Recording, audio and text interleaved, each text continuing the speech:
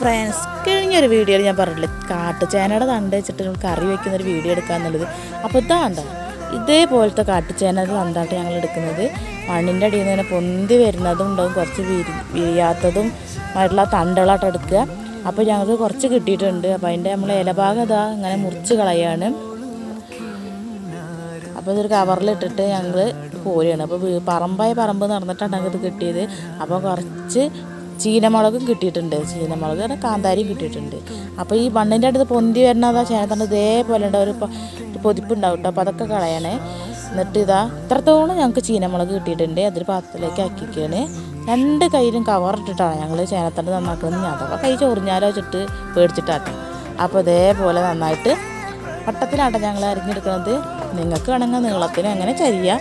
ഇതേപോലെ വട്ടത്തിൽ ഞങ്ങൾ എല്ലാ ചേനത്തണ്ട് ഇപ്പോൾ മുറിച്ചെടുത്ത് എന്നിട്ട് വെള്ളത്തിലൊന്ന് കുറച്ച് നേരം വെക്കുകയാണ്. അപ്പോഴേക്ക് ഇതാ ചക്കക്കുരു നന്നാക്കി എടുക്കുകയാണ്. ചക്കക്കുരിൻ്റെ ഈ ചുവന്ന പാടൊന്നും കളയില്ല കേട്ടോ. പിന്നെ ഒരു കുക്കറിൽ ഒരു 3 പച്ചമുളക് നട്ട് കീറിയിട്ടിട്ടുണ്ട്. കഴുകി വൃത്തിയാക്കിയുള്ള ചക്കക്കുരു അതിലേക്ക് ഇട്ട് കൊടുക്കുന്നുണ്ട്. പിന്നെ ഒരു 1/2 സ്പൂണോളം മഞ്ഞൾപ്പൊടിയും വെള്ളം ഒഴിച്ചിട്ട് ചക്കക്കുരു നന്നായിട്ടൊന്ന് വേവിച്ചെടുക്കണേ. പിന്നെ ഒരു നെല്ലിക്ക വലുപ്പത്തിൽ പുളിങ്ങിയിട്ട വെള്ളത്തിലിടുന്നത് ചക്കക്കുരു. അപ്പോഴേക്ക് ഇതാ റെഡി ആയിട്ടുണ്ട്. നമുക്കിത് നന്നായിട്ടൊന്ന് കയ്യിൽ വെച്ച് ഉടച്ചെടുക്കണം കേട്ടോ. ചക്കക്കുരു നന്നായി ഉടഞ്ഞു കഴിഞ്ഞ് നല്ല കൊഴുന്നനായിരിക്കും. അപ്പോൾ നന്നായിട്ടൊന്ന് ഉടച്ച് പാകമാക്കിയിട്ടുണ്ട്. ഇനി ഇതിലേക്ക് നമുക്ക് കഴുകി വൃത്തിയാക്കിയിട്ടുള്ള ചേനത്തണ്ട് ഇട്ട് കൊടുക്കാം കേട്ടോ. അങ്ങനെ എല്ലാ ചേനത്തണ്ടും മെലക്കയിൽ ഇട്ട് കൊടുക്കണേ. പിന്നെ ഞാൻ അതിനൊപ്പം തന്നെ പുളിങ്ങ ഒഴിക്കുന്നുണ്ട്. പുളിങ്ങ നന്നായിട്ട് പിഴിഞ്ഞിട്ട് അതിൻ്റെ വെള്ളം മാത്രമായിട്ട് ഒഴിച്ചെടുക്കുക. എന്നിട്ട് ഒരു വലിയൊരു ടേബിൾ സ്പൂൺ മുളക് പൊടിയാണ് ഞാൻ ഇട്ട് കൊടുക്കുന്നത്. പിന്നെ ആവശ്യത്തിനുള്ള ഉപ്പ് ഇട്ട് കൊടുത്ത് പിന്നെ ആവശ്യത്തിന് വെള്ളം ഒഴിച്ചിട്ട് നന്നായിട്ടൊന്ന് അടച്ച് വേവിക്കുകയാണ് കേട്ടോ. ഒരൊറ്റ വിസിലടിച്ചാൽ മതി. ചേനത്തണ്ടിന് അധികം വേവില്ല, അപ്പോൾ ഒരൊറ്റ വിസിലടിച്ചാൽ മതി.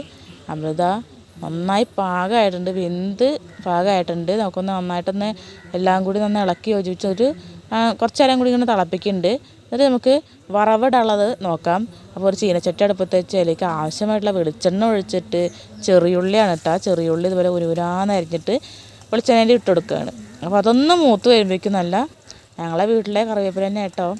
അപ്പോൾ ആ കറിവേപ്പില ഒരു തണ്ടെടുത്ത് കൊടുത്തിട്ട് ഇട്ട് കൊടുക്കുകയാണ്. രണ്ടും കൂടി നന്നായിട്ടൊന്ന് മൂപ്പിച്ചെടുക്കുക. എന്നിട്ട് അത് നമ്മളെ കറിയുടെ മുകളിലേക്ക് ഒഴിച്ചെടുക്കുക. ഇത് അടിപൊളിയുള്ള ചേനത്തണ്ട് കറി റെഡി ആയിട്ടുണ്ട് കേട്ടോ. അതുപോലെ ഉണ്ടാക്കി കഴിക്കാത്തവരൊന്നും ഉണ്ടാക്കി നോക്കണം. എല്ലാവരും ചാനൽ സബ്സ്ക്രൈബ് ചെയ്യണം. വീഡിയോസ് എല്ലാം കാണാൻ ലൈക്ക്